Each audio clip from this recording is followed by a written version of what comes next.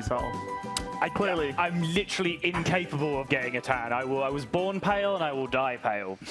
Very, very nice. Yeah.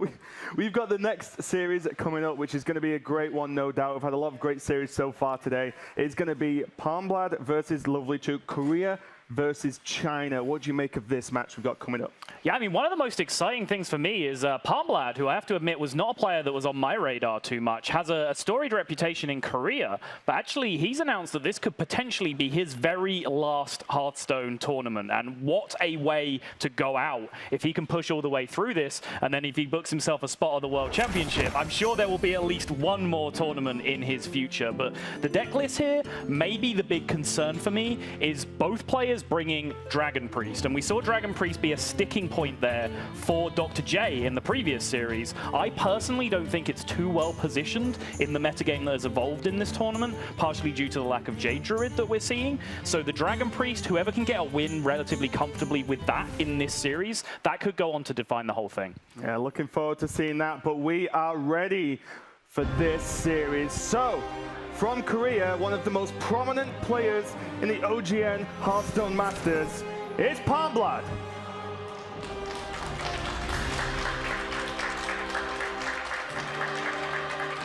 And his opponent from China, the guy with so much swag he turned down a Ferrari, it's LovelyChook.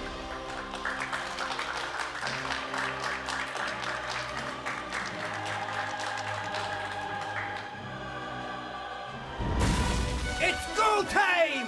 Palmblad versus LovelyChook.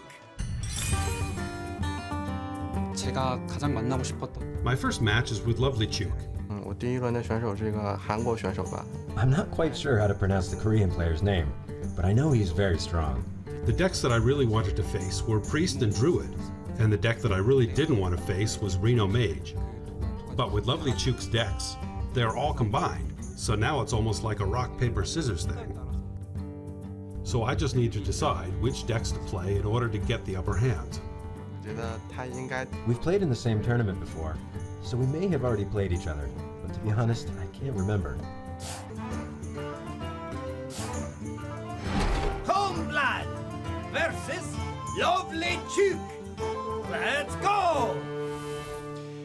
Greetings from the tavern, and welcome everybody to yet another match here in the Hearthstone Championship Tour of the Winter Championships in the Bahamas. My name is Frodan. I am joined by Brian Kibler, and together we're going to cover LovelyChook versus Palmblad, a battle between China and Asia Pacific, well, specifically Korea.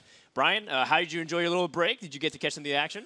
It was good. You know, got to see some pretty nice matches. Got to have a little bit of a respite after that epic match we cast earlier today. But I am excited to get into this one. These two are players who may not be as well known by the Western scene, but they've each made a name for themselves within their regions. That's right. If you look at LovelyChook's accomplishments, he is by many considered the most successful Gold Series performer in China history, which for people who are not familiar with the Chinese scene, the Gold Series is pretty much the HCT of the East, or for China specifically before HCT became into fruition.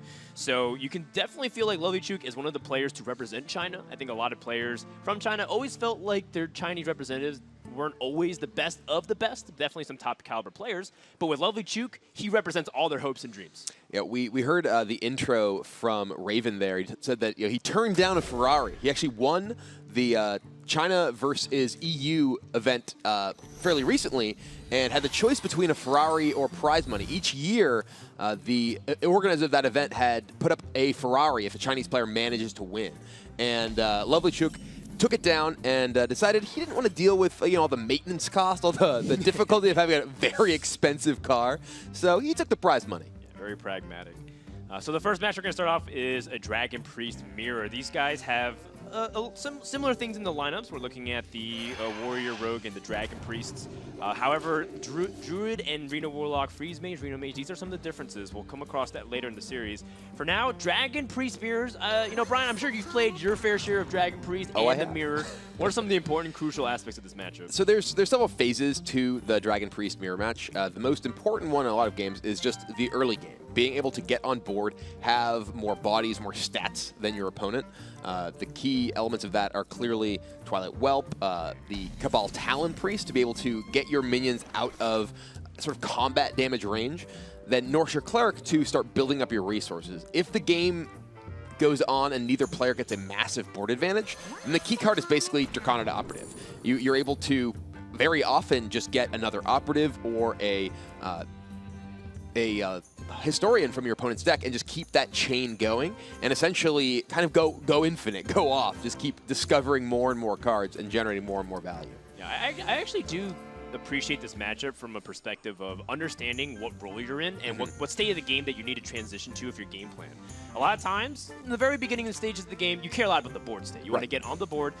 A lot of times you have to transition, though. Sometimes it doesn't become about all tempo. You have to maybe fight for value. And that's where a lot of players differ in their school of thought. Some players value card draw. Some people value being able to play long resource battles or saving Brand Bronzebeard with Netherspite Historian. We'll see if that ends up coming to play, but for now, you can definitely focus on the board control, which is paramount for your strategy. We see Palmblad even taking the opportunity to just put 2 damage into that Netherspite Historian. He wants to ensure that he's able to remove that from play next turn without having to sacrifice too much. And just getting those little minions off the board can matter, because each of those small minions can add up to enough damage to kill your mid-sized minions and prevent you from gaining board control in the middle game.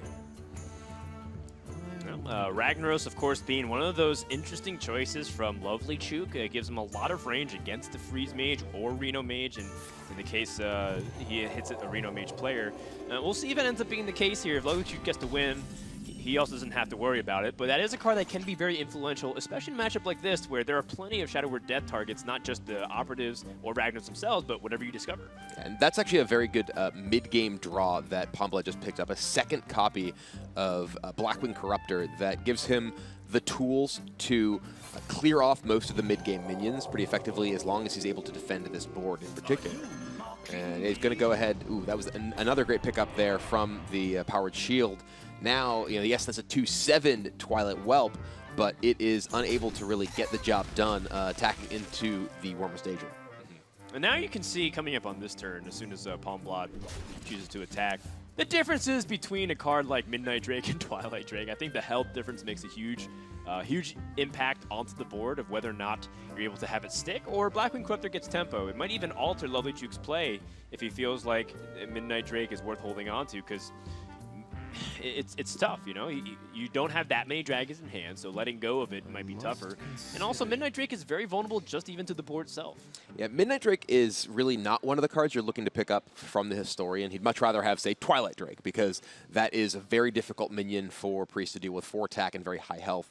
The Midnight Drake could die to just the Historian plus a Blackwing Corruptor. Right. And that leaves you in a position where you have essentially just given away your turn and a card. Your opponent gained that value from the Corruptor here, but he doesn't really have great options is the problem. Yep, because there's much better Shadow Word Pain targets. You know that Twilight Guardian and Bookworm exist on top of potential other threats. And now LovelyChook set himself up for some pretty good value trades. We have the Blackwing Corrupt that immediately jumped out to us, but maybe Palmblad sees something else. He could use, say, the Holy Nova here, coin out Holy Nova, trade in some things that way. It's not really exciting here. You're not really getting a lot of value there. He'd have to trade something off, and then he can kill the entire board that way. But I think the coin Blackwing Corruptor, and you end up potentially giving away your Wormrest Agent that way. Yeah, but you do end up losing the Wormrest Agent, like you said, and maybe he just feels like he needs that. He does choose to go for double Blackwing Corruptor, or the first Blackwing Corruptor, and I think this is very good primarily because you have 2 of them in your hand, which can get pretty clunky as the game progresses. Plus, you never know if you want to play something a little bit more resilient. Draconid Operative is a very powerful card that you want to get out on 5, not only for its stats, because of how hard it is to remove from your opponent. Remember, some of your best removal in your deck is Dragonfire Potion, which doesn't impact your opponent's dragons. So loading up with Dragon Pressure is very valuable. Yeah, one of the big differences between these players' decks, Palmblad is actually playing that single copy of Holy Nova, which we see in his hand. LovelyChook does not have Holy Nova in his deck. He plays a little bit more early game in the form of a Blackwing Technician, but he hasn't really been able to take advantage of that early game here. LovelyChook selects Defender of Argus, which can be a huge impactful card if he's able to line it up on a 3-attack minion like the Twilight Guardian or the Bookworm. That might come later stages, and here we go. This is something that we kind of prophesied about earlier on. There's in the the chain. The Draconid Operative discovering himself, and so the endless loop of value begins. You know, prior to this, we had Tomb Spider discovering Tomb Spider, and now we have dragons discovering dragons. They like to study. You know, they're very bookish people. There's Bookworm. There's the Netherspite historian. Clearly, they're just very interested in knowledge. Secret agent's coming too, right? Yeah, that's what he says. He's coming and he's trying to find some of your secrets. Not necessarily secrets, though. Getting an ice block can be pretty awesome against some of those decks. Sure. Well, LovelyChook does have actually several options here at his disposal. One, you can actually think about getting a very good value off of Defender Ari's trait, because Draconid Operatives do end up being very clunky to trade into each other. And he has an opportunity to get it out of his hand when normally it's very clunky. Ooh. He chooses the Big Daddy Dragon Lord, and I love that from a fan perspective of, oh man, I get to see Deathwing Dragon Lord. Is that the right choice though? It's tough because I think LovelyChook is in a pretty tough situation right now. He's a bit behind on the board, and he knows his opponent has some Discovers in his hand as well, and he has a powerful play in his hand already with the Ragnaros, but nothing that's going to help him catch up in tempo next turn. I actually think that potentially even Bran into Twilight Drake as his next turn to just get a gigantic minion in play may have been something he ought to have considered to try and catch back up in tempo here. Because as it stands, Palmblad doesn't even need to have a particularly good sequence of plays here to really just take back the initiative. All right, well, Palmblad kind of weighing out his options here. This could be one of the better Dragonfire potions. You don't really get very good Dragonfire potions in this matchup, but at the same time, it does end up killing off your own Blackwing Corruptor if you're going to go for a value trade there. I think the Holy Nova looks pretty good here, too. Okay, yeah, I don't mind that at all. Yeah, that looks like what he's going to go for. Just Holy Nova, attack in, and just keep pushing damage here. And I really like this decision. He's able to preserve a great deal of his board, gets the kind of free clear with the Holy Nova on the buffed Operative here. And now LovelyChook, he has some really powerful long game in his hand with that Ragnaros, with that Deathwing that he just discovered, but he's very far behind on this board. Yeah, that's actually one of the reasons why I love Palmblad attacking the face. I think a lot of people feel tempted to kill off a minion to deny value off of health buffs, Power Word Shield, or the Cabal Talon Priest. But one of the things that can help put things into your advantage is pressuring your opponent, forcing them to make really awful trades. And how do they actually deal with the Blackwing Corruptor? They don't have Shadow Word Death, which he's already shown that he can't officially remove. Yeah, and this is lining up really, really well for Palmblad's Shadow Word Pain. He's going to be able to just keep that Corruptor going in, and he can also potentially play an Operative as well alongside it. So the value tree keeps going, and the tempo is still in his favor. Whew, Cabal Talon Priest and another Blackwing Corruptor. These are really powerful tempo cards available to Palmblad, and once again, just ignoring the minions, pressuring the health. Now, what I like that a lot.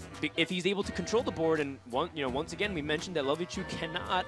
He has Ragnaros available to him, but Ragnaros, even if it removes a minion, Shadow Word Death is waiting on the other side. Yeah, and not even just Shadow Word Death, but 2 copies of Blackwing Corruptor. He's nearly going to just get burned out. This has to hit a minion for LovelyChook to just survive this turn. And all right, Corruptor is down, so LovelyChook is not in a corner just yet, but he is not likely to survive much longer. Yeah, I mean, this is a premium spot to use Shadow Word Death here on one of the minions. Palmblad might feel like he's an opportunity to set up lethal in other capacities, but I would like to see him just continue to pressure. And just look at how much this Draconid Operative's been able to push damage with the Blackwing Corruptor. 5 damage every single turn. And LovelyChook, this is kind of one of the arguments against Deathwing Dragonlord. Yeah, when did you ever get the chance to play it, if ever? It's a great card in situations where you need just raw power. You need to be able to win a game where you need that one last haymaker. But this is a game where LovelyChook has spent most of the game behind, and it's just going to end the game in his hand, I think, with no opportunity to use it effectively. Yeah, we were mentioning that you have to be able to recognize if you're playing the late game or if you're playing the tempo game.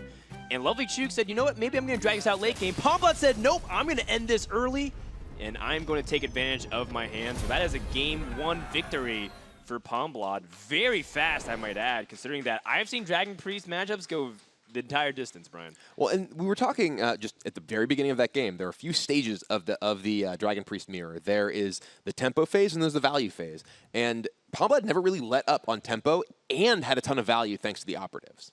Yeah, and Palmblad, of course, had his own path to be able to come here, having defeated Tom 60229 in the round of 8 in order to get to the top 4 and thus getting to the finals of the winter season. He also has performed very well historically in the OGN Korea Masters from seasons 1 to 4. His worst placing was 9th.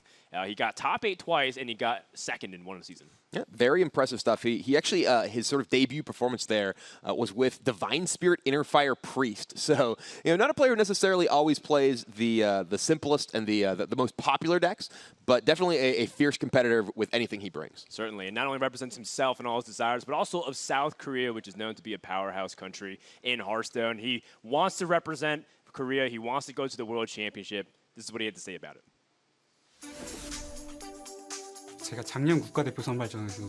For 2 consecutive years, I've almost managed to make it to the championships, but I've always fallen short. And I just thought, this is the way it is, and there's nothing I can do about it. But this year, I'm here, and I just can't believe it. In Korea, I'm well known. I don't want to feel the pressure to represent Korea. I really just wanted to come to the Bahamas and enjoy myself. But as players and fans are encouraging me to do my best, I cannot stop feeling the responsibility. And as the sole representative of Korea, I'll try my best not to let them down.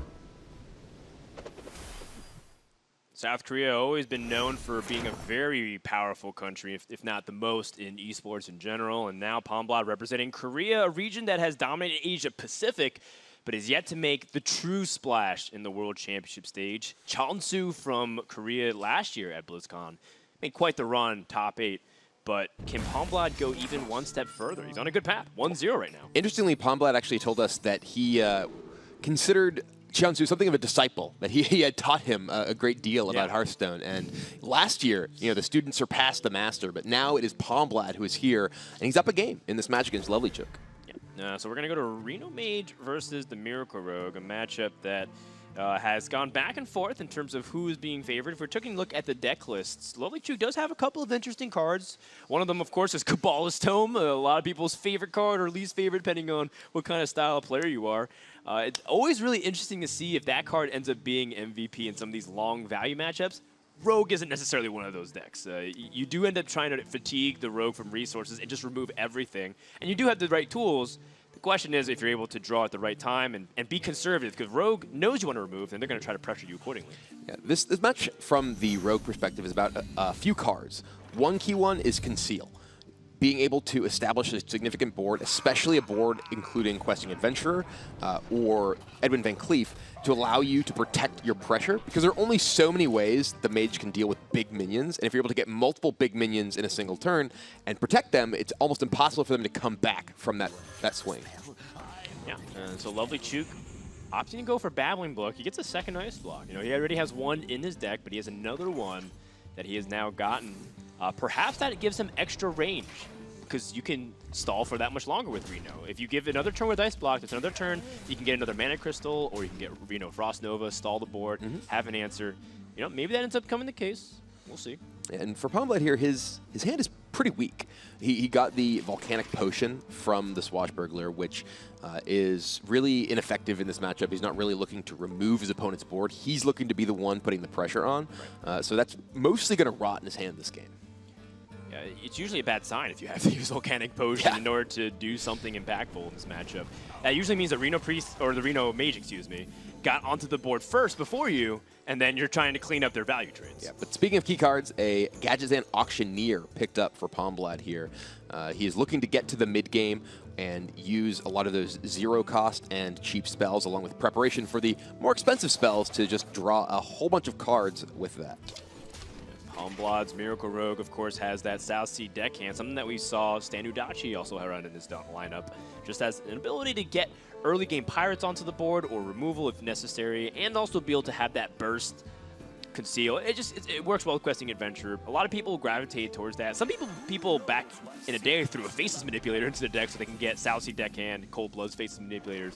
It was a grand old time, but long since the days have passed. Yeah, an interesting play here from LovelyChook. He's just establishing Bran on the board.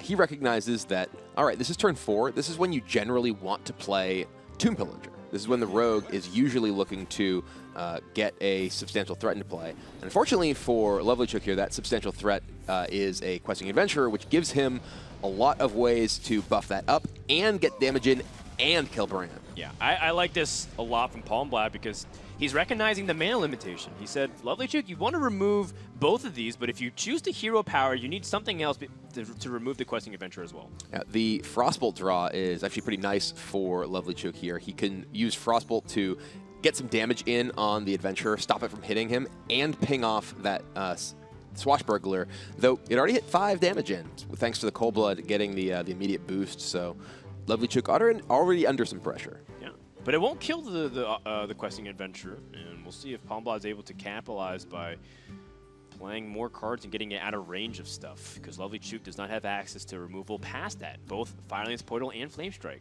just a turn away from being able to be played. So LovelyChook will have to go digging for more besides this, because the Questing Adventure is going to live. Well, right now, Palmblad does not have a way to effectively buff it. South Sea Deckhand that will buff it up a little bit, and it'll get some damage in as well. But it does leave the Questing Adventurer still a little bit exposed. Not a ton of health on it, but still a significant threat for LovelyChook, who currently doesn't have a great answer. And Cabal Courier can go fishing. Dirty Rat is very risky. In fact, that's actually potentially game-losing because of the way Auctioneer comes out and you don't have direct removal to follow it. This is a little bit tough spot. LovelyChook needs to survive just a little bit longer because he's got a lot of tools, the right tools. Ice Block, Reno, and removal, but does he have the time? Well, he does have that Ice Block, so Ice Block will buy him quite a bit of time. He can choose to Ice Block here, ping off the Deckhand. That does leave a very scary Questing Adventurer there, however. Finds Shadow Flame, is that going to be useful? Interesting.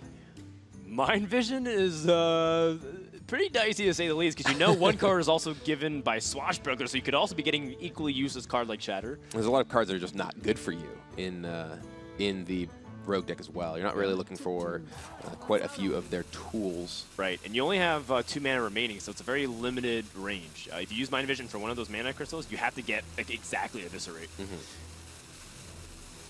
Chooses Archmage and Tinnitus. Fascinating. Okay, well, so LovelyChook here decides that he is, Conceal Drawn. That's not quite what Palmblad's hoping for here. He can actually, he could use Backstab and then attack with both and Conceal, which would leave him out of Flame Strike range at least, but not really an exciting opportunity here. He could hit Preparation. There's 2 cards out of 19, so a little bit over 5% chance, or 10% chance, excuse me. All right, well, 8 damage going into the Doomsayer. Yeah. This is an interesting spot though, because LovelyChook, he can Flame Strike this, or he can Firelance Portal.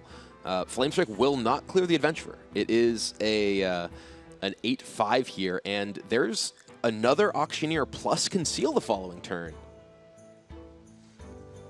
Yeah, this is, again, just that would use his coin as well. Reno Mage is like so close to just locking Rogue out of the game, but just not enough. That 1 health in the Questing Adventure. Yeah, it's actually, so many games feel like this from the Reno Mage perspective against Miracle Rogue. You feel like, oh, if I just had one more damage, 1 more mana, that you would just put them in an unwinnable situation, but that's where the Rogue kind of has the advantage in terms of being able to generate those threats that are just out of reach of your damage-based removal.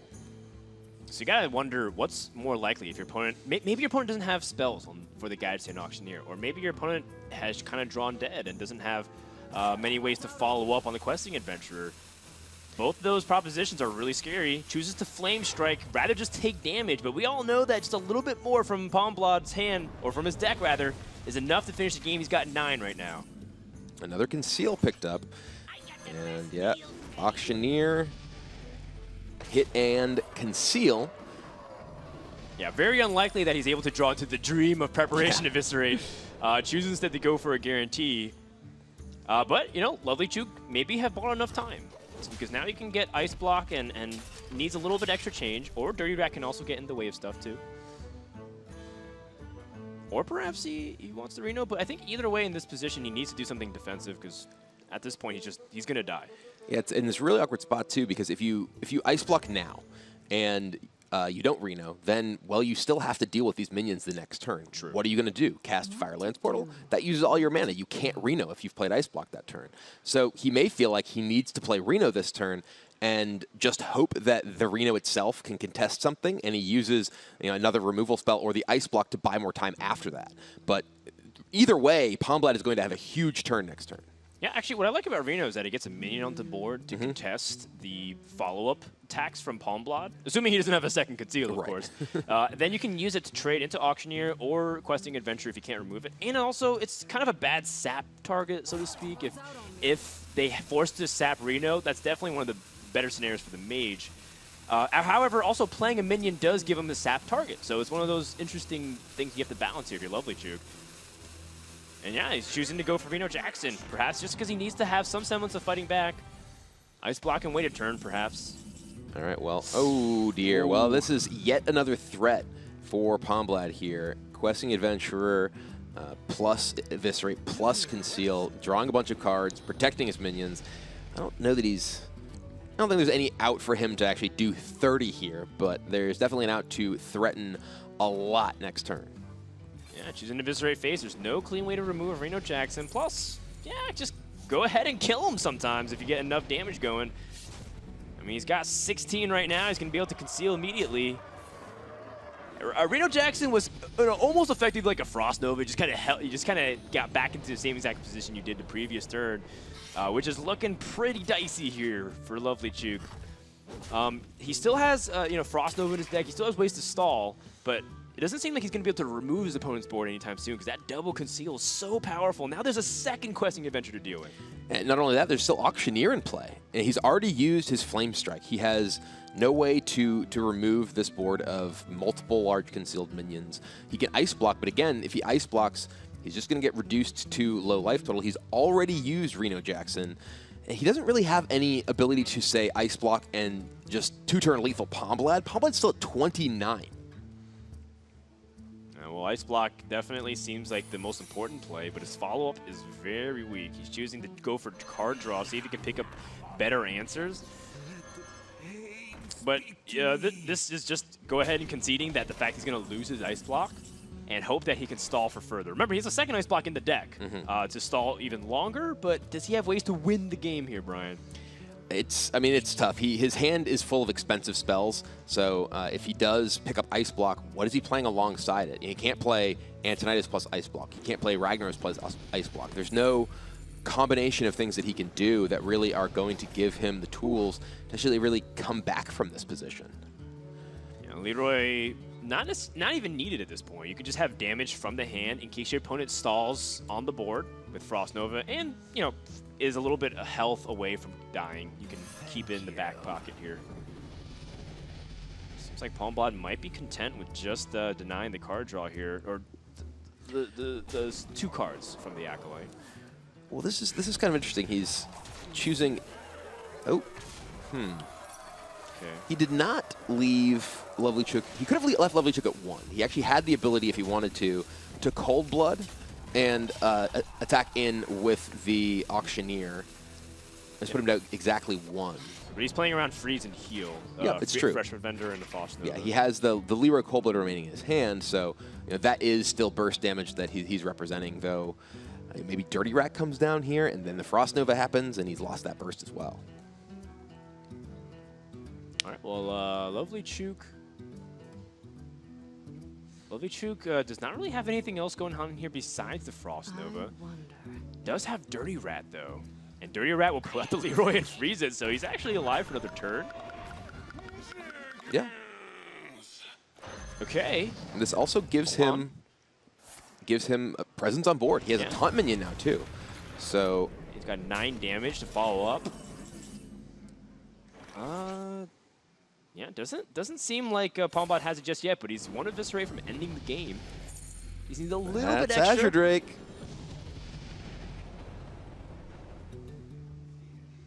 that can still find Eviscerate for lethal.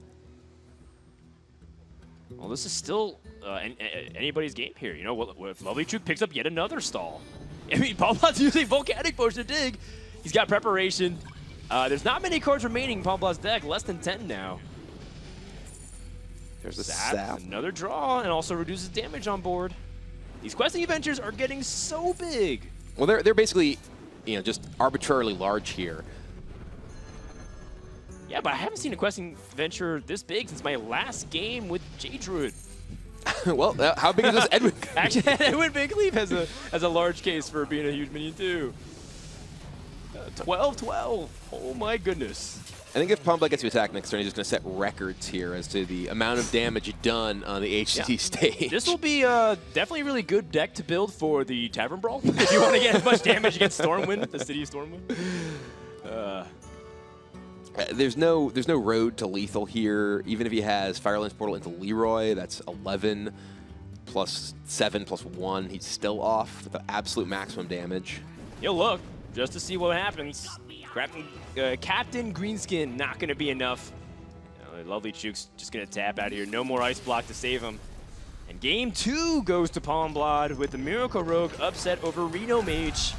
Or maybe it's not even that big of an upset, Brian. A lot of people say that matchup's really close. Well, we were talking about the sort of the key cards for the Rogue deck there, and it was Questing Adventure, it was Auctioneer, it was Conceal. He was able to get a good board established with those, and LovelyChook didn't really have any pressure on Palmblad to keep him from being able to generate all those resources and really just kind of go off and keep that card draw and growing minions going. Yeah, LovelyChook's in a tough spot. He's dropped 2 games in a row, but as we've seen in the previous series with Dr. Jinkaniga versus Naria, you can be up 2-0, but if you have one weak link in your lineup, which Sottle has targeted as the Dragon Priest could be weak links here, we'll see what ends up happening. We still have every deck available for LovelyChook. Palmblad still has the Reno Warlock and the Mage, so he doesn't have that Dragon Priest available. Still has a lot of things that can happen, though. Well, Palmblad had mentioned that he was expecting to see a lot of Druids and Priests in the tournament. He felt like Jade Druid and Dragon Priest were going to be among the most popular decks, and those decks are still remaining for LovelyChook, and those are the decks that he is specifically targeting with his lineup. So, you know, could definitely have a one-sided match on our hands. All right, well, LovelyChook's down 0-2. We'll see if he can come back. We had an opportunity to sit down with him and talk about the big win that he had recently. Here's what he had to say. Well met. Hello， 大家好，我是可爱小弱鸡， I'm from Shanghai. I'm LovelyChook, and I'm 20 years old. 名称是 LovelyChook。 My battle tag is LovelyChook, and I think this name fits my personality perfectly, because I'm really cute. 我每天大概玩6个， I play Hearthstone 6 hours a day. 因为我觉得这 LVGE is my favorite player. 看看书。 When I'm not playing Hearthstone, I read books, watch movies, and bring my lovely dog outside. Was that him beatboxing? Yeah, or did That's Admirable somehow take the mic backstage and just started beatboxing randomly? He reads books and drops the beat. And he's really cute. Yeah. Lovely. At least his mother says so. That's what's important. Well, LovelyChook is going to go into this game down 2 games. He's going to see if Reno Mage once again can pick him up from the depths. And this is a matchup which I actually enjoy a lot. I think Reno Mage versus Reno Warlock is very enjoyable. It does require very good hand reading, and you do have to be very mindful of timings of a lot of these important cards. You know, Dirty Rat being very valuable. How often are you saving for value versus pressuring? Reno Mage, of course, has elements of the deck that can play very much like Freeze Mage if it wants to push for that. Or Reno Warlock can end up pressuring a lot by pushing out Jiraxis and getting control of the board and trying to utilize pressure to win the game on their side. So I'm actually a big fan of this matchup. Yeah, I love playing this matchup. I played a ton of Reno Mage when Mean Streets of Gadgetzan first released, and it was one of the sort of most dynamic matchups in terms of needing to understand what your role is at any particular time in the game, and it's not easy to figure out. Yep, Palmblad getting a very crucial card in Mountain Giant. Can't play it for several turns here, kind of debating how he's going to map out the next few ones.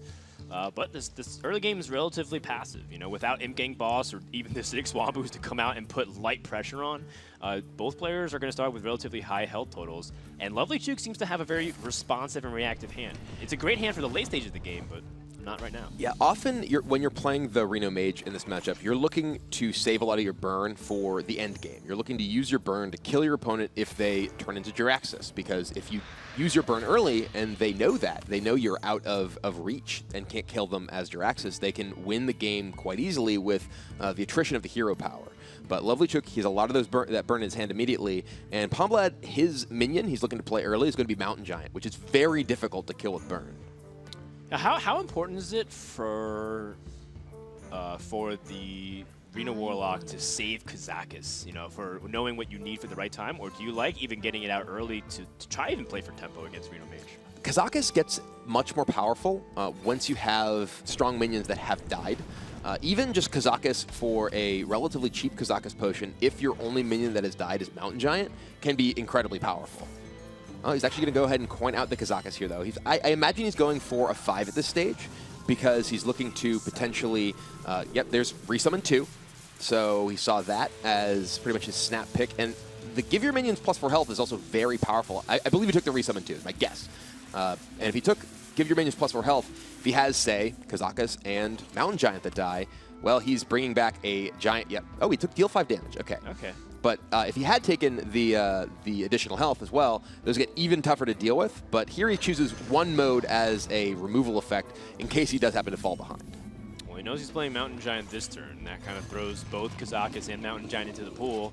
And we mentioned how Reno Warlock can shift from playing a very defensive game to a very tempo-oriented game. Kazakis Potion helps him do that. So Palmblad, you know, using the texture of his hand to be able to read what kind of plays he's looking for, which is very unusual. A lot of times you see people save Kazakis for Bran. They get 2 10-mana potions, drag it out with Jiraxis, get armor and big summons.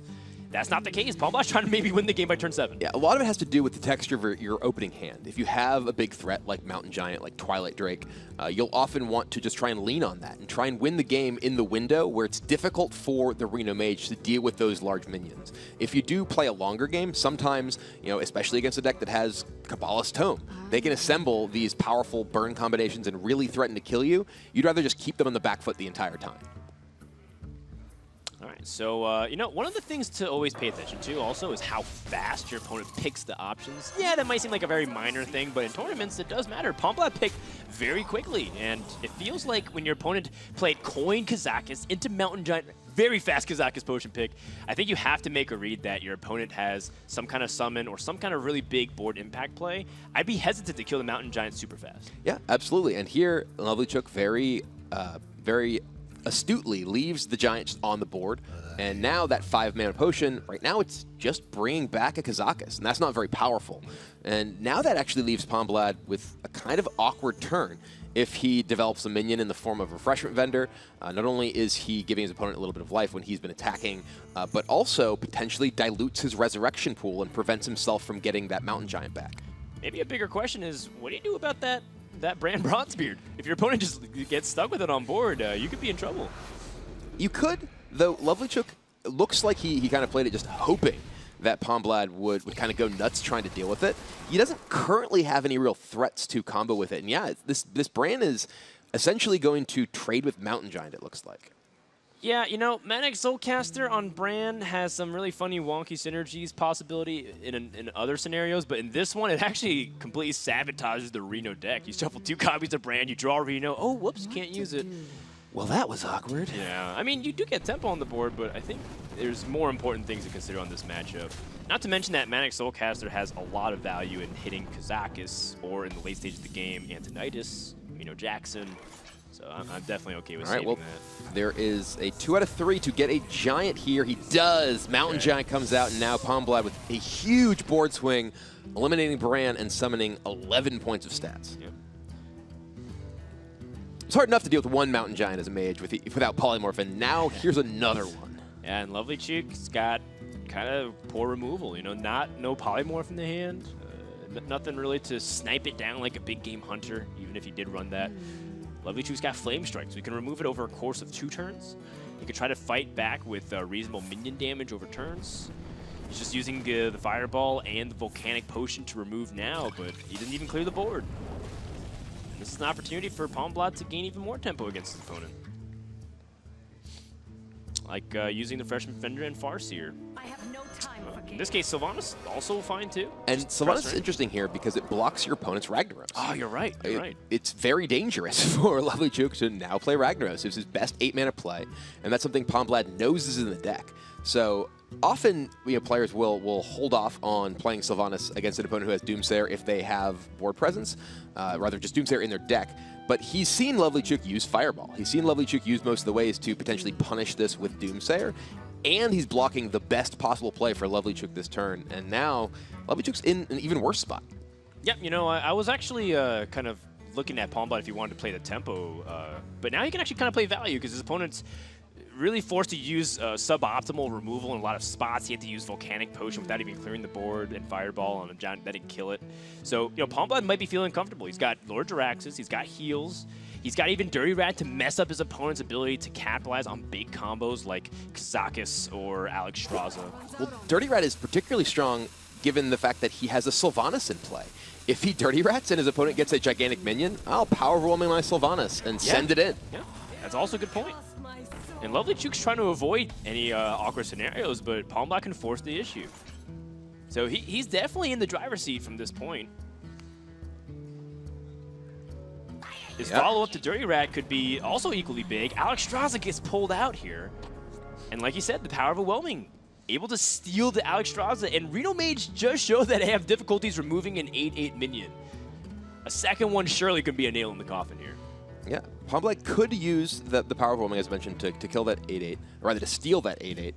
He could also just keep his Sylvanas in play and use Siphon Soul here, and then he's still in a position where he's kind of stranding that Ragnaros potentially in the hand, and he keeps his power Overwhelming for the Leroy Jenkins, which is another powerful combo he has available. Yeah, and I guess you can keep in mind the damage that you can do for the following turns. If you Siphon Soul, push your opponent's face, you have 7 on the board, and your opponent's at 19. That's pretty close to killing your opponent. Not exactly quite there yet. Like he's tapping, and that does favor the power of Overwhelming play. Oh, okay, actually just going to hold on to it and just play the Earthing Ring Farseer, keeping his range available. So he must have found a way to potentially draw into lethal damage, or he has an alternative play in mind. Dirty Rat picked up by LovelyChook, not really terribly exciting. There's a lot of things he could pull out to be quite bad for him, considering he is behind on the board. And now, yeah, the Alexstrasza is kind of held off by this Dirty Rat. What to do? Kind of sad, a 2-cost rat holding up a 9-cost dragon. Well, even if that rat was a 1/2 taunt, it's still kind of problematic because the Sylvanas, in the end, is the one really threatening long term. Chooses to play Dirty Rat, pulls out Leroy, and now can use Flame Strike to remove, or perhaps tuck it behind Doomsayer. LovelyChook, wondering if that's what he was looking for here. Flame Strike's a little bit awkward here, though, because you put your opponent's Sylvanas at 1, and then Sylvanas can just attack into the rat. Though, he'd have to have 1 more damage, a single additional point of damage, to be able to kill the rat and take the Alexstrasza, because otherwise you'd still have the rat in play.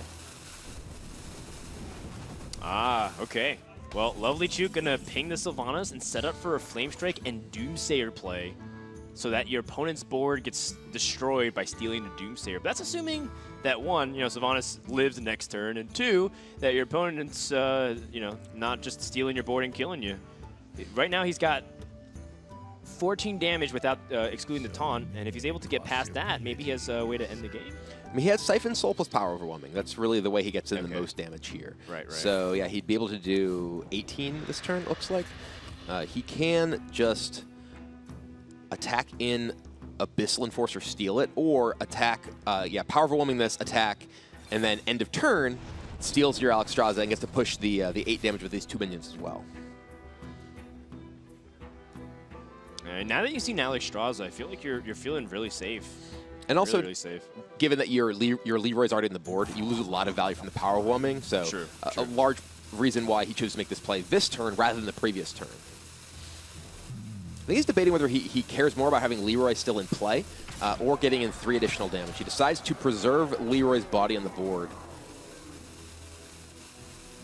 It's a little bit flimsy. Looks like Palmblad's slightly indecisive on how he wants to load the board, realizing that Refreshment Vendor, as long as you're able to have Alexstrasza on your side of the board threatening lethal, it's good enough. And LovelyChook no longer has that Sylvanas Flame Strike with the Doomsayer available to him. Cabal Courier could pick up some ways to help stall the game. Maybe a Blizzard, maybe some Priest cards that we're not thinking of immediately, but he's still in a tough spot right now. And a Cabal Courier commitment means that if he's not able to get the right answer, he could be just dead. Yeah. I mean, he does have the ability to Flame Strike and ping off the Refreshment Vendor, or Flame Strike ping the Alexstrasza to try and kill that next turn. But he is going to go ahead, and Courier finds Frost Nova. So there is Frost Nova Doomsayer is a possibility this turn if he wants to go for it. That's right. Blast Crystal Potion and Siphon Soul are two cards that could ruin it, but I think if you're in a position of LovelyChook, you don't get to be the one playing around and stuff. I think you have to be optimistic here. Chooses to go for a pretty nice combination. Palmblad's not going to be phased, though. He's got the right answer for this. And he does, however, get the ping off on the Alexstrasza, which means that Flame Strike plus ping will be able to clear it next turn. It's all just Band-Aids, though. You know, there's a huge gashing wound of LovelyChook right now. He's just losing health, losing board, and his opponent's still drawing a ton of cards with no end in sight here. Palmblad's got a lot of threats remaining. I mean, compare their hands. Palmblad has 8 cards in hand. LovelyChook has just 3. He did pick up an Arcane Intellect, though, so that will help him potentially fight in the resource axis. I think now he's debating, okay, do I want to Flame Strike ping, or do I want to just Flame Strike and Arcane Intellect, just attack into Alexstrasza? Because you can clear the board completely, including his Cabal Courier, but that would commit him to playing Arcane Intellect next turn, potentially, which he does not want to do. I do like using the Arcane Intellect. You have an opportunity to draw into a Blizzard, and even load up a better Flame Strike, or maybe the actual Frost Nova ping. Stall and make a setup for a better Flame Strike. Looks like Palmblad just gonna again load up some pressure here, just enough to really make your opponent uncomfortable. And he also saw Flame Strike, so it's not very easy for LovelyChook to remove this. Yeah, and this is also a very powerful cost reduction on his hand with Emperor Thaurissan. He has Jiraxxus in hand, which means that he's able to immediately make a Infernal with his hero power the turn that he plays it, which massively increases the tempo of that card. Well, there's a spot for Ragnaros to come out. This might be it for LovelyChook. You look at the fact that Ragnaros is just rotting in your hand, not able to get value before, but now it feels like with Leroy gone, Power Overwhelming gone, maybe you have a chance to not die straight up from your opponent if you drop Ragnaros and it lands on the Emperor Thaurissan. Yeah, best hope here, and this is a big shot. Who's an insect this time? We'll find out. The Imp Gang boss, which leaves behind a parting gift. He's an Impsect. Yeah. Yeah, nice. Impsect. I like that. Palmblad has Jiraxxus just for damage, so no way to threaten the lethal here. And with no Blast Crystal Potion, can't actually deal. It doesn't have a convenient way to remove it with one card. Can remove through Abyssal Enforcer, though. Yeah, he could just trade in, play Abyssal Enforcer, and load up the board more with a secondary Bruiser, or dig a little bit with the Peddler here. The Abyssal Enforcer will also put his opponent down to 13-12 with the Imp attack. So no real window at that stage to actually kill his opponent, even with the secondary Bruiser. It would present lethal the following turn with Jiraxxus Punch, if his opponent does not remove a minion. Okay, so he digs a little bit. Interesting. This means that he can't play the Abyssal Enforcer and the Bruiser. He could play Abyssal plus Peddler here. He could also just go wide in the board and just push damage to face. That's totally an option. Leopard Gnome's actually pretty interesting here. Yeah, it's damage. All right, and damage. He does not care about Ragnaros. It missed the first time. Expects it will again. Decides to leave the Fire Lord up, get another discount on his hand. Does seem like you set yourself up for if your opponent has Blizzard or the second Frost Nova, but LovelyChook doesn't have it right now, and he's going to be digging for answers in some capacity, either through Azure Drake or Cabal's Tome. All right, another Ice Block. Ice Block will potentially give him some time, but it's an awkward spot for sure. Okay, so there's even a Leopard Gnome, which can get around Ice Block. Not in your turn, but if he has any kind of AoE, the Leopard Gnome can end him. Okay, so I think LovelyChook actually wants to hit his opponent's face and hope he doesn't have Reno, and then try to see if he can find a way to kill his opponent with Fireballs and the Archmage Antonius. It lands on the Emperor Thaurissan. Not a big deal either. I think that was probably the second best scenario. Of course, we know Palmblad has Reno Jackson, so that would have not worked out in LovelyChook's favor at all. But in this case, you know, Palmblad still has another turn where he can remove Ragnaros rather easily. So he went wide on the board before. He's a better trade this turn, just Yeah. trading 1 minion and a Shadow Bolt into the Ragnaros. So he has that available as an option. He can even life tap and play Twilight Drake, which would be quite large in addition to the Shadow Bolt. So keeping a lot of threat on the board as well. I think he might be concerned about potential burn. He knows LovelyChook invested Forgotten Torch early on in the game, and he also saw a Cabal Stone be picked up. So if you try to calculate range, you can say, maybe I don't want to go that low, because if I leave up Ragnaros... Whoa, Draxus. Well, he can remove Draxus and Shadow Bolts. Or so he can play Draxus and Shadow Bolts. Well, if he's afraid of burn, this is a scary thing. Oh my goodness. Okay. I'm pretty sure he was going to remove, because if he did play Draxus and left of Ragnaros, that is a dangerous proposition. But even here, he has seen Fireball, he's seen Frostbolt. There is a Roaring Torch in the deck that he knows about, and an unknown card, or 2 unknown cards from the Tome. I mean, what if you just Antonidas and gather a Fireball? Oh, Frostbolt has been used. Frostbolt has been played. Okay, so you can't go for the 15. He played Frostbolt very early on the Mountain Giant. Is there an Emperor Thorsand in LovelyChook's deck? I do see one. Yeah, I do, because it has a Cabalist Tome package. And LovelyChook being even a little bit greedier here, saying, I'm going to use Arcane Blast instead. I can save Ice Block for another turn and try to weave in hero powers. I think this is actually very clever. Yeah, and now that's 2 Fireballs. And this is also not an easy minion for Palmblad to remove here. Absolutely not. I'm pretty surprised by Palmblad's decision to go Jiraxis there. It felt like he had so many powerful options. He had Reno in his hand. How many cards remain in his deck? Only 6. Maybe he felt like he didn't have enough time and didn't want to have an opportunity for LovelyChook to start playing the fatigue possibilities. Because he's really far ahead of his opponent in terms of draw. Twisting Nether on an Archmage Antonidas. His tempo is not that bad either, though. He's got the Infernos to play every single turn, and he is threatening to pop the Ice... well, no Ice Block yet, but we know that's going to come up soon. And LovelyChook's got 2 Fireballs, so if he Ice Block pings, he's got 13 damage the next turn. There's Reno Jackson off the top! That's a very big pick up, and LovelyChook might actually be able to do this. It is, because it gives LovelyChook more time. What LovelyChook really needs is more burn. And I think that he basically has to find his Roaring Torch to demand and sort of ping over turns to demand that Palmblad uses the Reno Jackson and then just fire off several of the burn spells over the course of a couple of turns as well. If you can establish like 1 minion on board that can get a hit in, that would also be fantastic. Yeah. The thing about Reno is that you want to also draw. You want to dig deeper into your deck. So it is a little bit problematic. Maybe use Reno and the opportunity to develop Ice Block instead. There's definitely an awkwardness to it. And LovelyChook's just going to say, you know what, I'm not going to optimize the maximum draw of this Acolyte. I'm just going to try to see if I can draw a little bit deeper into the deck. I really like the choice of the Acolyte there. Blast Crystal, though, a very good draw for Palmblad, able to really deny any board presence from the Reno, just keep his Infernals rolling with his hero power. And all fits right in. Is even just going to totally deny the draw. Yeah, I love this.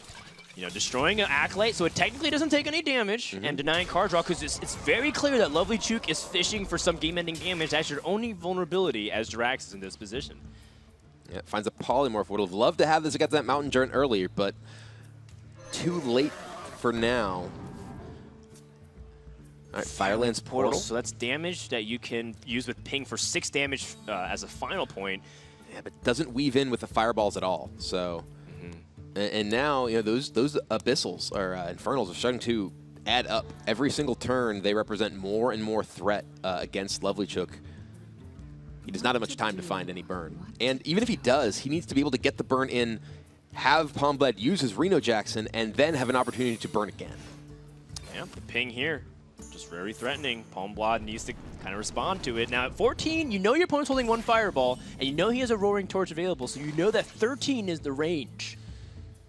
But is there something that the Cabalist Tome has given him that you're not accounting for? Arcane Missiles, for example. Something as innocuous as that can be extremely dangerous. I wonder if Palmblad feels like he has to Reno, but he has to hold on just a little bit longer here.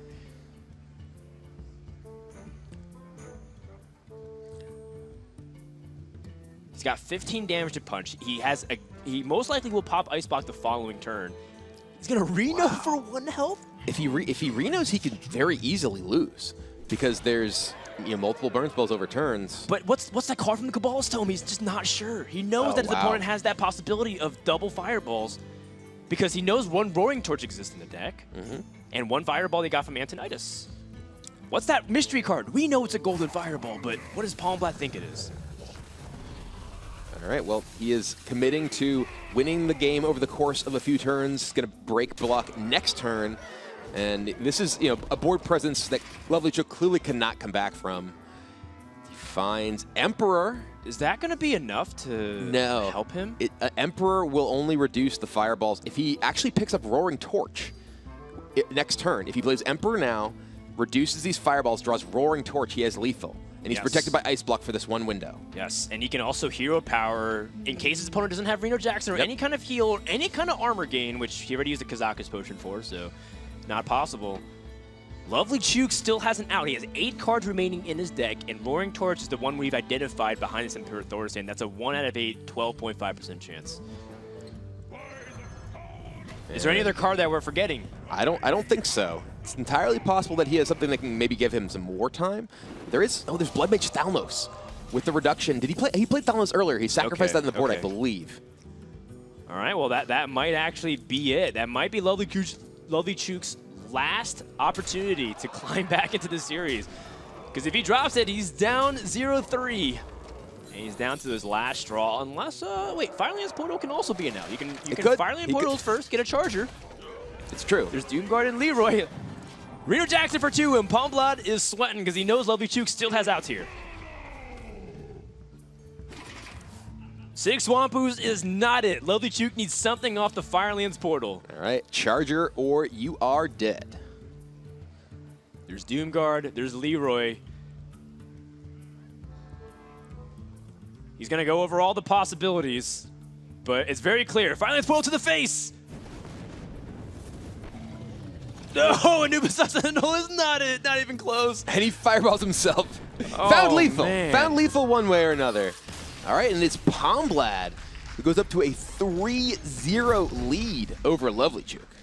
I mean, we were talking about how this matchup was pretty fun. I mean, it got down to the wire, and there was definitely outs for LovelyChook to get him out there. But, I got to say, Palmblad was able to stick to his guns. Very good early pressure. Very properly identifying, saying, you know what, I can probably slow down the pace a little bit. Some people feel like once they commit to a line, they can't change it. It's not true. You adapt to the situation and was able to ride it out. And I had mentioned that I was a little surprised that he chose to play Jiraxis in the situation that he did, but he'd been tracking everything. He realized, okay, the maximum damage potential that he has is this. And he calculated that his Jiraxis wouldn't put him at risk of dying, and he was able to just lean on that hero power and absolutely overpower LovelyChook in that game. Absolutely. So 3-0 is the current score, and Palmblad is on match point this fast. I mean, we have had very close games all throughout HCT Winter Championships so far, but at the same time, the series still could be underway. We don't know if it's going to go to Game 5 or 6 or 7. And after this, we're going to have even more great matches. Take a look at what's coming up next. Welcome to paradise, the Bahamas. There's more tales to tell. It's Frozen! It's Stanudachi! Stanudachi waiting to see his next match against Frozen, who, he's chilling with his parents. Good for him, Mama Frozen, Daddy Frozen came by and stopped and said, hi, what's up, Frozen? Good job, son. You won your first match. I mean, great to see parents supporting their kids playing Hearthstone. Frozen, no kid. He's a university student, or he is on pause from being a university student to compete here. But, it's fantastic to see that kind of support coming from his family. There's actually a cool anecdote that Frozen got an ultimatum from his parents last summer saying, if you don't do well at DreamHack, we'll send you there. If you don't do well, though, you're done. No more Hearthstone traveling, no more tournaments. Frozen actually ended up getting second that tournament, doing very well in the stacked field. And then now his father actually helps organize Hearthstone tournaments. So you definitely see the family getting very involved. Looking forward to that match, of course. Coming up is after this match. So LovelyChook versus Palmblad. We're going to go into game number 4. See who is going to take this best of 7. Palmblad is going to go to his Freeze Mage. LovelyChook staying on Reno Mage.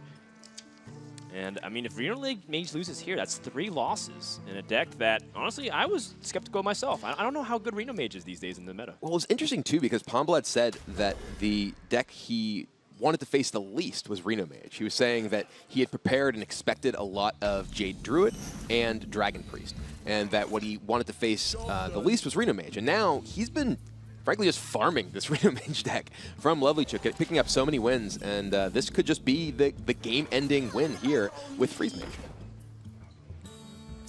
All right, well, Freeze Mage off to a very good start with drawing a ton of cards. That is what you want to be doing. And Reno Mage does have the ability to pressure the Freeze Mage if it's able to get a good minion curve early. Doesn't look like to be the case, though. LovelyChook's just got very similar cards to what Palmblad has. Well, LovelyChook may not have a good early curve, but he does have this.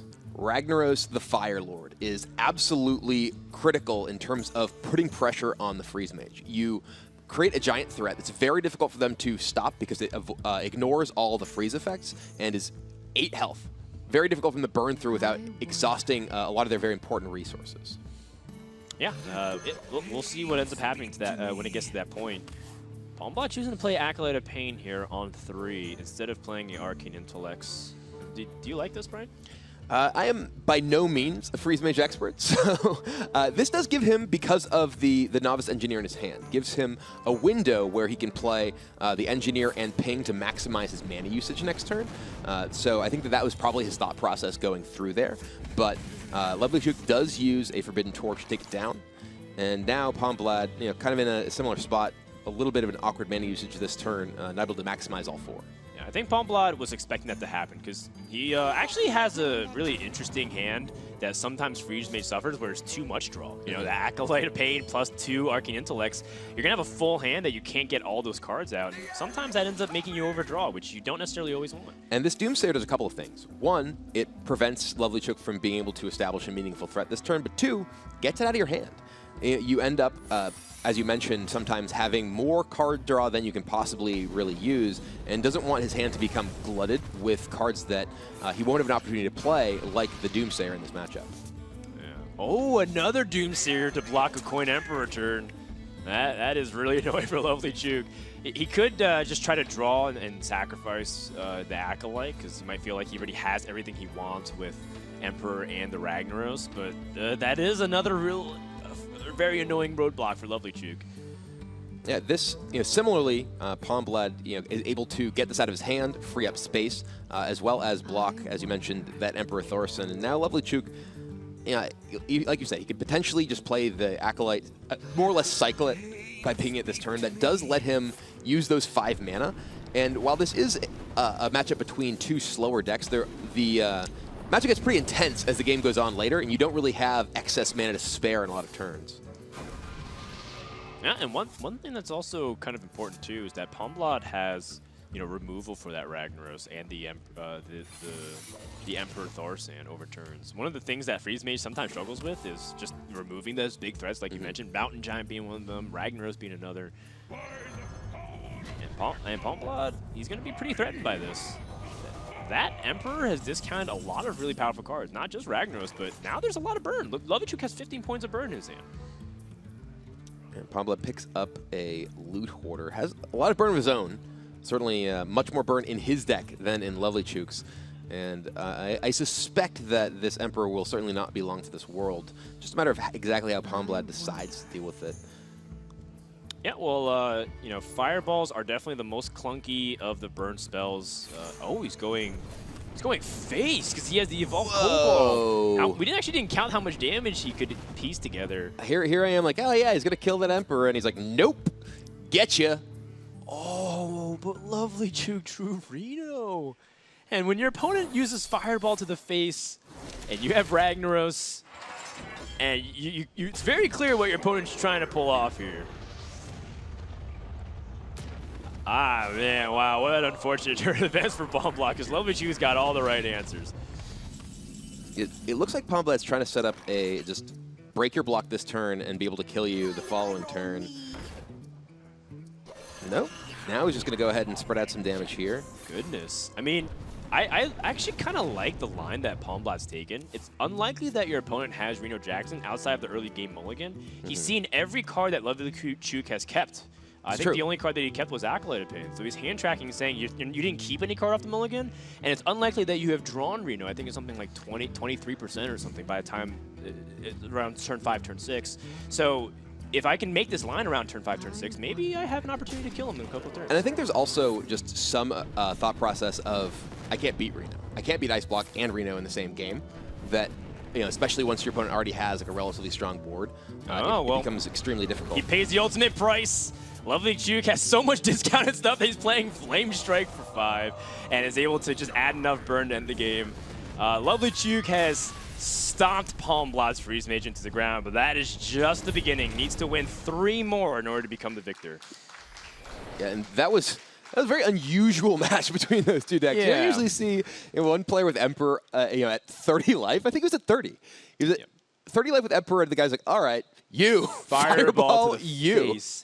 Of course, with no Ice Block. Right. One of the things that we've become so accustomed to is when Freeze Mage goes for this plan, they have Ice Block to help him buy turns, because you're thinking, okay, in 2 or 3 turns, I still have this many draws to end the game.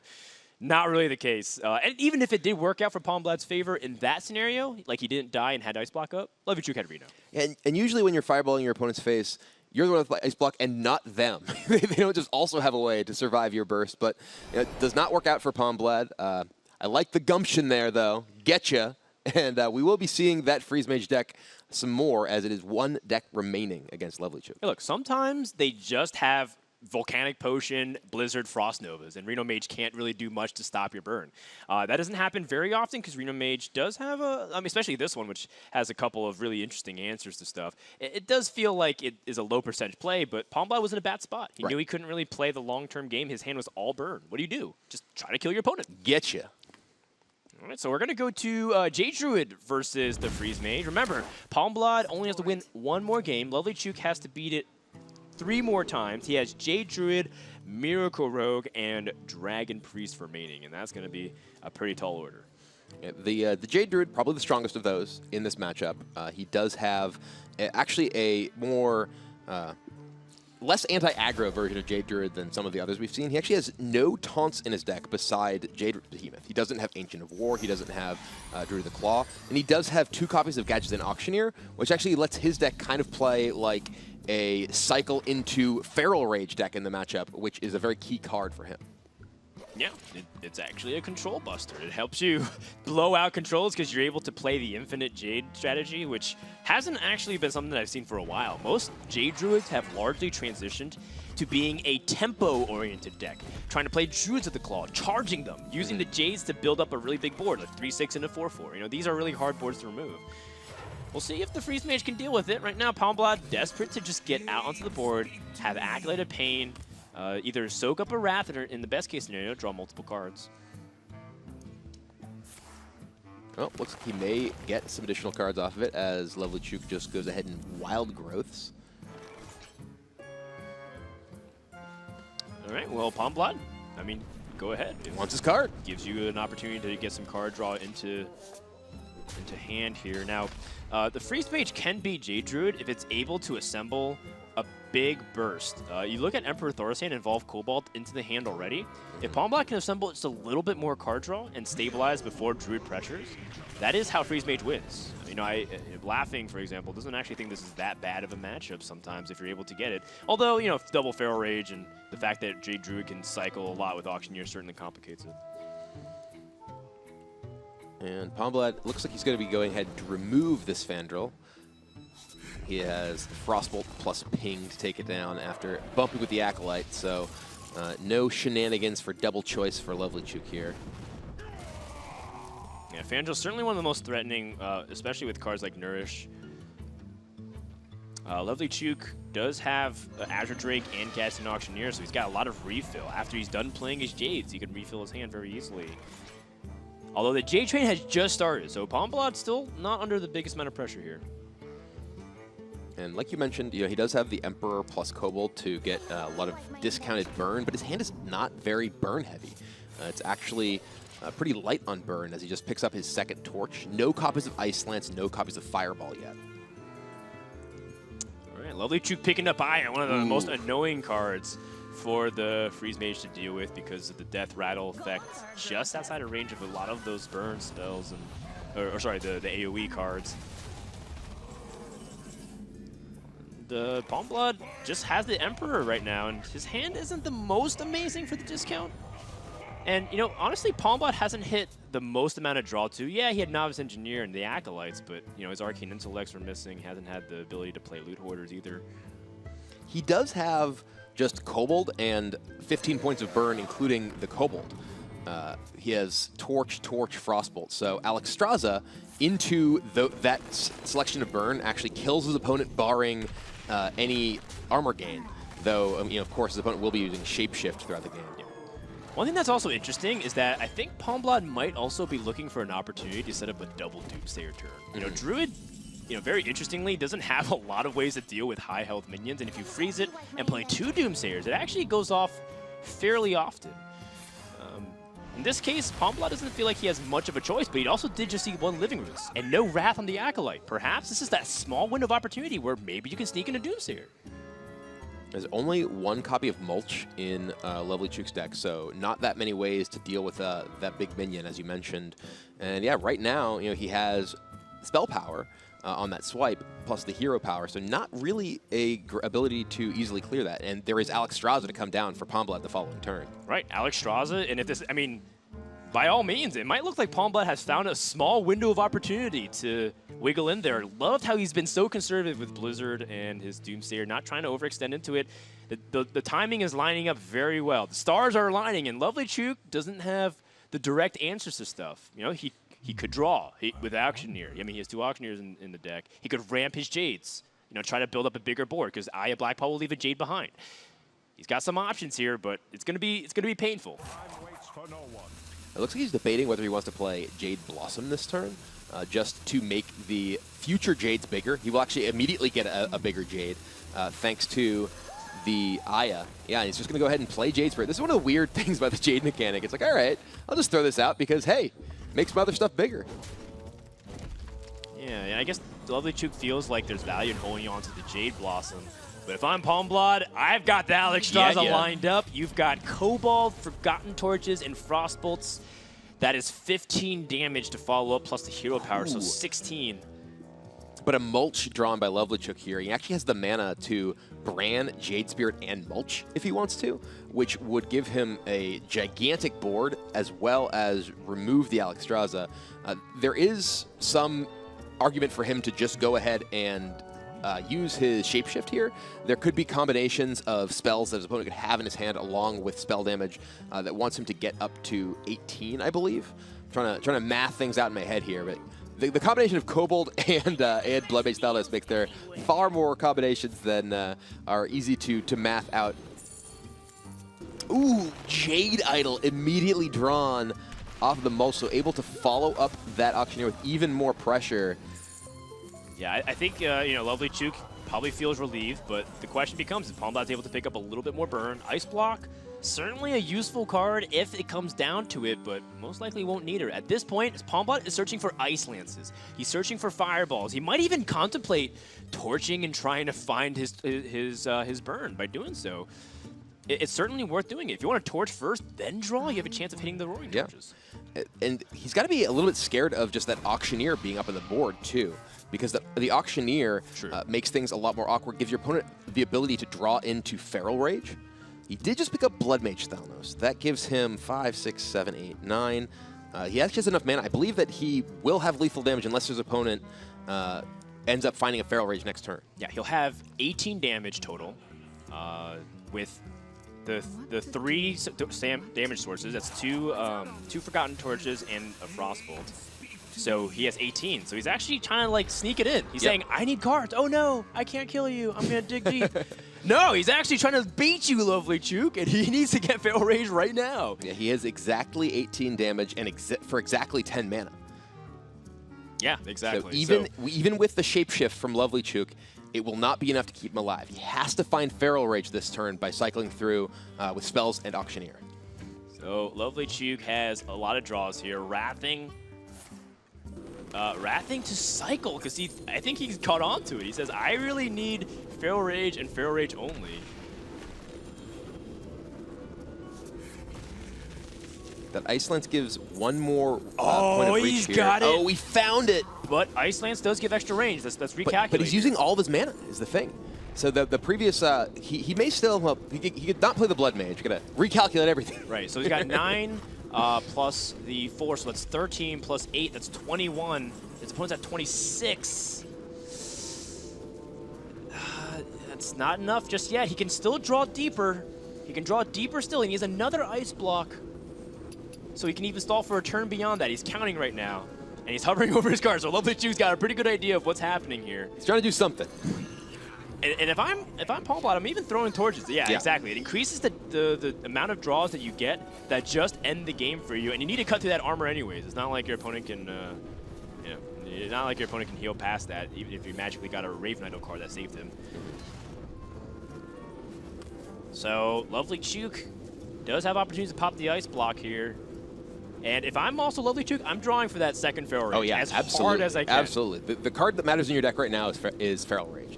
If you find it, it's so much more difficult for your opponent to win. And you're not at any sort of real risk. Ooh, Nourish.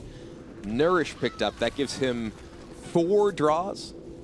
Yeah, precisely. And he has 6 cards in the hand to beat the right amount. He's got 10 cards remaining, so he's got, what, 4 out of 10 right at this point?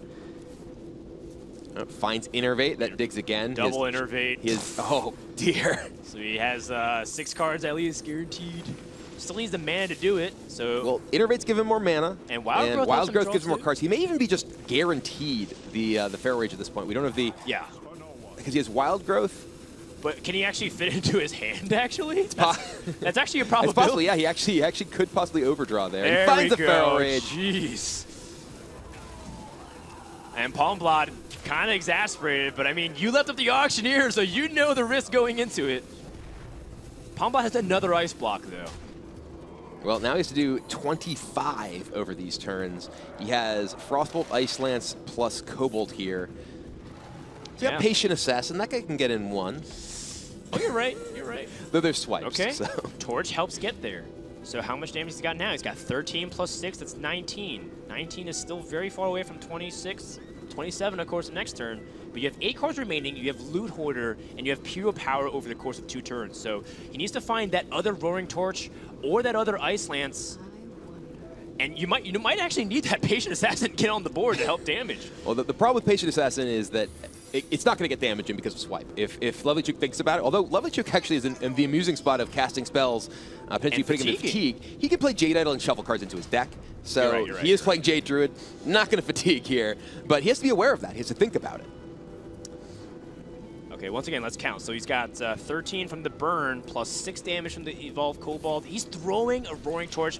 Mana usage. He actually he's counting for everything. Right, exactly. He needs to be aware of what the possible combination of not just damage but actual spells he can cast next turn. Well, ironically enough, it's like I think the Auctioneer draws a card first before shuffling, so he actually does take fatigue damage. So no matter what he does, he can't avoid taking fatigue damage here. There's one. But by all means, he can load up a big board. Clear, and Palmblad needs to draw the damage. He's got 2 draws. If he draws back-to-back burn, that's one of them. That's one.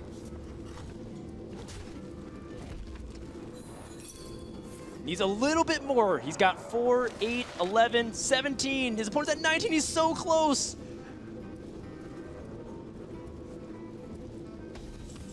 LovelyChook passes. It's Roaring Torch! And Freeze Mage has prevailed.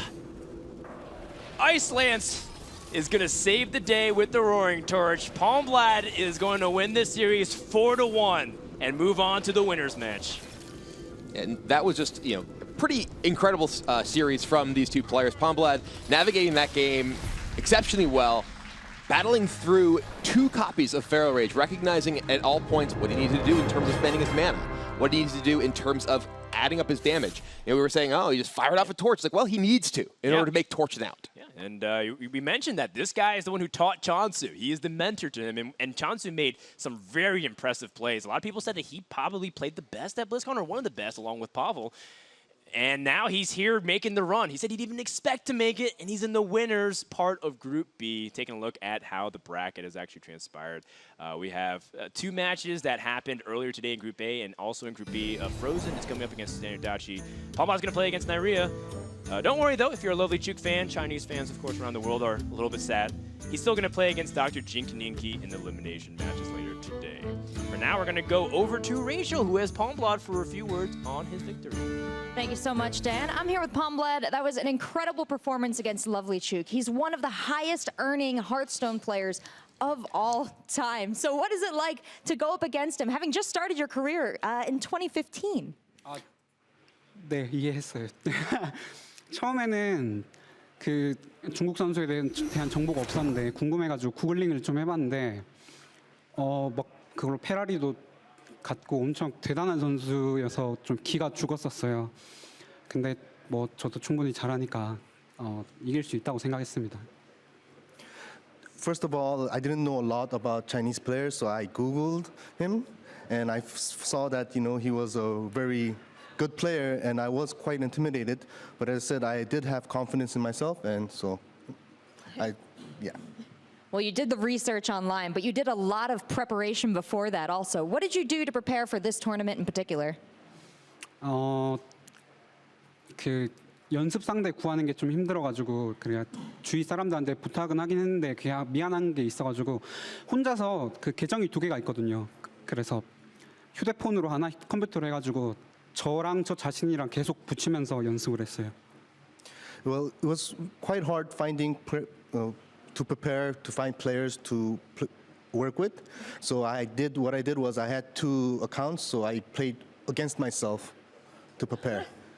You played against yourself? Like one computer got up, ran to the other computer and played? Yes. Oh, that is pretty cool. Well, thanks for the info, Palmblad. Good luck in the rest of the tournament, and 감사합니다. Back to you guys on the desk. So Palmblad speaking English, Rachel speaking Korean. Don't know what's happening here. But definitely a great series from Palmblad. I think Chinese fans, reeling a little bit. X-Hope dropped a series, LovelyChook dropped a series, and now we're going to head into the ever-important elimination and advancement stages. Yeah, we've seen the first matches from the groups today. Group A and B today. We'll be seeing the other groups tomorrow. But the matches remaining today, we'll see who is moving on to the quarterfinals and who is going home. Well, not going home. They're still going to be able to hang out in the Bahamas with us. But now we're sending them offshore. Out of here. Dumping them off. Well, we've had a great day so far, but only halfway through. Lots of great matches. Some people going through, some people being eliminated, and that's coming up next right here on the stage.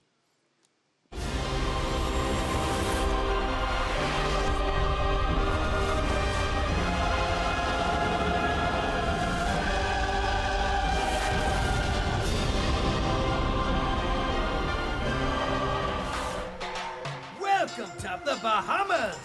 It's the 2017 Hearthstone Winter Championship. Let's welcome our worthy hosts, Raven and Soto.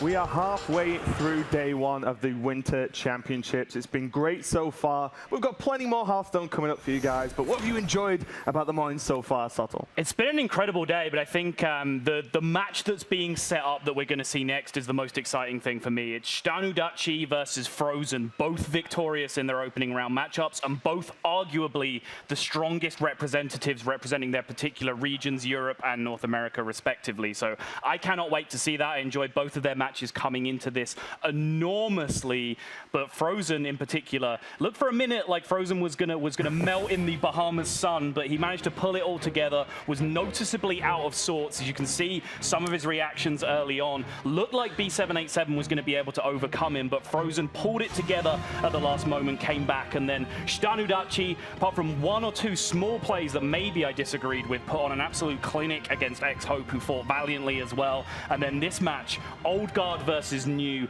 Dr. J started off, giving it the gestures to the camera, really bigging it up as much as he could, but then suddenly the realization